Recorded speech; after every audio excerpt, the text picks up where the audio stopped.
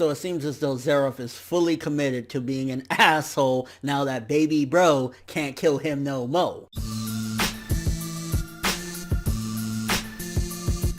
Beginning of this chapter, Zeref basically giving that evil look and saying, yeah, give me something fit for an emperor. It's kind of him seemingly focusing and committing now to being fully the evil bastard that he's been from time to time throughout the series. And I think that's again because he's like, all hope for me dying and getting all this shit over with is down the drain now that Natsu can't do anything anymore. He lost the power that he had to basically take me out, so I'm fucked. I'm gonna just say fuck it, I'm gonna be evil. I ain't gonna lie, the moments were happy yet again in this chapter kind of got me a little bit, where he was like, you know, with his paws all burnt up from the fire, the flames and whatnot from Natsu, and then him saying, you know, you're gonna be my friend regardless, man, and you know, I'm not gonna let this happen. And the way Natsu was reacting is almost as if he didn't want to promise anything that he can't necessarily keep, like, don't worry, I will not die or anything like that. So it was kind of interesting, the interaction between the two of them. Like, if Hiro really decided to do a fucked up ending like that with Natsu dying, I am going to be shocked, because I just don't see Hiro doing something like that. But again, you never know. And then the setups in this chapter with 3,000 versus 200 basically, but we see a lot of the people, you know, going in. I mean, at the end of the day, this is Fairy Tail Fior. They're kicking so much ass, and a lot of the 3,000 people are getting fucked up. And we got to see Bradman basically being like a fucking monster. His design is looking sick as hell, and him just like killing people left and right. Like, Bradman, you looking kind of cool. So again, a lot of this chapter had a lot of really good setup, like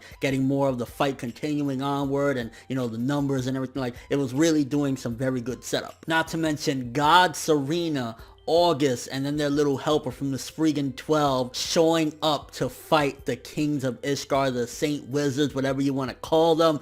I am so hyped for that. I really hope Hiro doesn't skip that, because I mean, for starters, God, Serena, the traitor, then you got August, you know, he's fucking beefed up to be this ultimate dude. And the reason why they have that third dude from the Spriggan 12, I can almost imagine that he's probably gonna have some weird effect or something like that, because, you know, these two, they're already built up as like legends and shit like that, but this guy's not that known. I think they have him there because maybe whatever ability he has ultimately can help them to make their fight a lot easier so they don't get wrecked. And again, Hiro, do not skip that fight. This is gonna be freaking great. We have the Kings of Ishgard, the Saint Wizards there, and then God, Serena, and like, you know, the most powerful versus the most powerful about to go at it. Like, if Hiro skips that shit, I'm gonna call BS. I really want to see it, and I want it to be a solid fight, although to be honest with you, I see the Ishgard Saint Wizards getting fucked up. And then what the fuck was up with that ending? For starters, MARIN, take your little fucking hands off my woman, alright? Brandish is mine. That ass, all that ass is mine. What are you doing? And I was really surprised to see Hiro doing that. To be honest with you,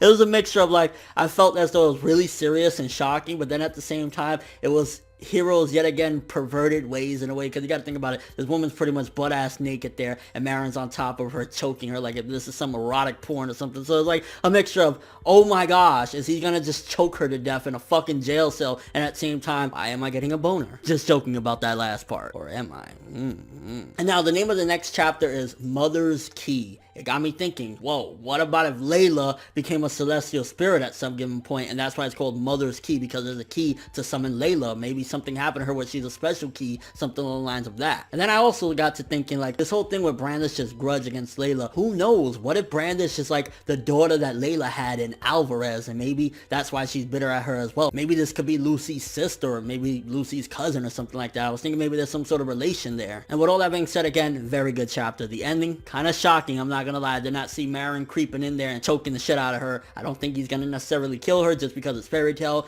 and more than likely somebody's gonna walk by, either Lucy or some shit, and say, hey, what are you doing? And jump in there and beat the shit out of him. So I don't think it's gonna go down like that, especially she has all these answers right now. She's supposed to be what tells us what's her connection. If she dies, who's gonna say the connection between her and Layla and everything, unless Layla reappears at some given point in the manga. So I'm kind of curious to see what's gonna happen, who's gonna save her. I just don't see it happening. I mean, MARIN, you kill that fine piece of ass, I'm gonna fuck you up. Yeah, I'm a little bit passionate about ass. What can I say? 8 out of 10 for this chapter. Very good setups, honestly. The beginning with Zeref saying, you know, give me something worthy of an emperor, basically committing to the role as an evil asshole. Then the 3,000 versus 200. God, Serena. Brandish getting choked out. Maybe even 8.5 for this one. Again, it was just very good stuff. And I'm shocked to even have a chapter because I thought we wasn't getting one this week. So kudos to that too. Good shit. But let me know what you guys think. First first of all? Do you think Brandish is gonna actually get choked the fuck out from this crust fuck MARIN? Also, what do you think about 3000 versus 200? I mean, that was probably, it was cool, but then at the same time, I was like, yeah, they're just gonna